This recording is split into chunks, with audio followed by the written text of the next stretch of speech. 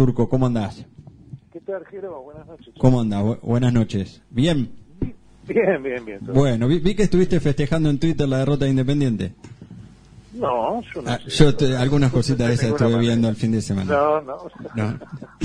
Bueno, Turco, te llamamos para que nos cuentes de la jornada de la semana pasada, donde estuvimos ahí en el local de la FEPIMRA y estuviste hablando un poco de la participación, de la clave participación que tuvo el movimiento obrero organizado en la jornada del 17 de octubre de 1945, ¿no? Sí, fue el miércoles 16, ahí en la sede de FEPIMRA, que aglutinan los sindicatos de base de la actividad portuaria y marítima. La idea, al principio, conjuntamente con los muchachos de la Juventud Sindical de FEPIMRA, ¿no? Con Michel y demás compañeros. Bueno, la idea consistía en conmemorar los clásicos recordatorios de aquella fecha icónica del peronismo, pero de una mirada distinta a la que se viene sucediendo durante décadas. Es decir, hay una especie de narrativa casi automática que indica que eso fue espontáneo, ¿no? Que al enterarse y al propagarse la noticia de Perón preso, que dicho sea de paso fue eso el 12 de octubre, no el 17, y que al propagarse esa noticia, nunca nadie explicó bien cómo, la gente, los trabajadores solos se fueron de la casa y fueron despacito a Plaza de Mayo. Algunos están los relatos de que levantaron el puente en el Riachuelo, cosa que es cierto, ¿no?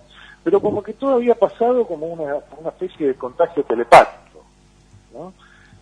Bueno, y la idea fue en este momento pasar a la verdad de los hechos, y la verdad de los hechos indica que desde el mismo día de la renuncia de Perón, el 9 de octubre, a los 3 cargos que ostentaban el gobierno en esa época, fue la estructura sindical la que pasó a la acción, pasó a la acción política.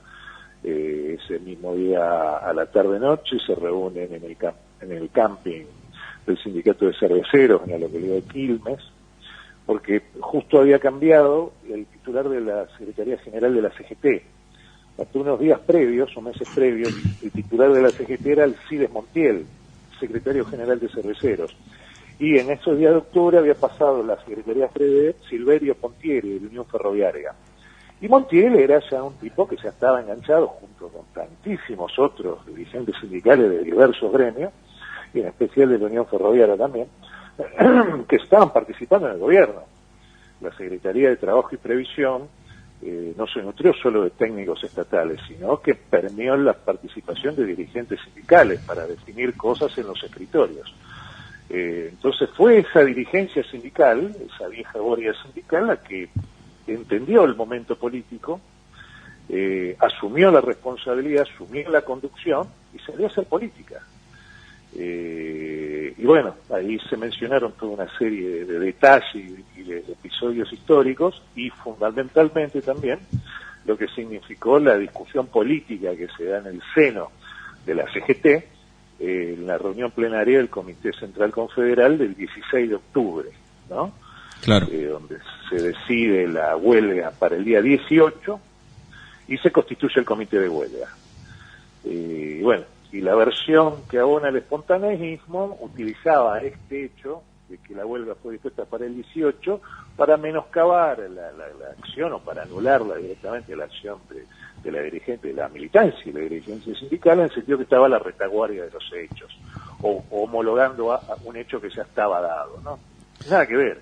Claro. Es decir, el 17 de octubre fue la consecuencia de una acción política de acción y movilización. Es decir, es eso, en rigor. Que desde ya había simpatías espontáneas por Perón, eso obviamente, pero las características geográficas de esta región, que ahora la vemos tan conectada, ¿no? Entre sus arterias, ni hablar por el sistema de telecomunicaciones, en aquellos años era imposible que una acción se coordine y se expanda por mero contagio. Es decir, ahí actuó la retícula del movimiento sindical, que si bien adquirió una fortaleza nueva a partir del 45, no es que era una estructura totalmente esquelética previo a eso. Hay hitos de luchas sindicales durante la década del 30 y ciertos movimientos políticos que se indicaban que el movimiento sindical argentino tenía una musculatura importante, digamos. Claro, aparte ya venía creciendo de principio de siglo, ¿no? Venía creciendo, mejor dicho, venía organizándose, se da un salto cualitativo en la organización en la segunda mitad de la década del 30, cuando comienza la organización por rama de actividad. Claro.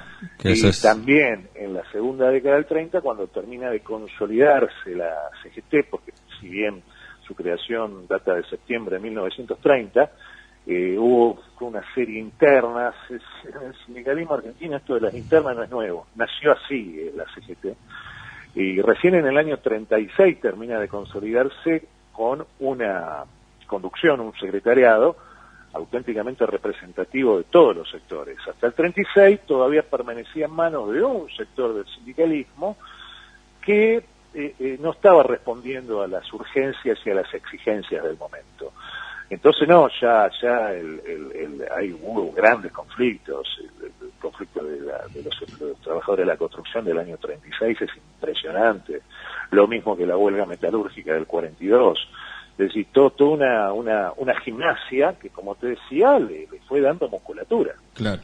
No, y aparte, lo importante de la jornada también es pensar en esa jornada histórica, contando esto de la participación que tuvo el movimiento obrero organizado en un hecho tan importante como el 17 de octubre de 1945, y también plantearlo para el presente, ¿no? Porque esto se cuenta como también la relevancia que tiene que tener en el presente o sea, para generar políticas futuras. Claro, por eso mismo la idea, esto de controvertir la idea del espontaneismo, claro, ¿no? Wall decía que las clases que dominan, ¿no?, que son las que escriben la historia, las cosas, no solo las cosas, que las palabras también eran dueños de las palabras, ¿no? Y esto tiene que ver con esto que acabas de decir vos. Es decir, si no tomamos conciencia, si no somos conscientes de que venimos de eso, es decir, se nos despoja de una herramienta de la cual ya fuimos protagonistas. Claro. Entonces, la única manera de hacer frente a lo que sucede y a lo que viene es saber de dónde venimos.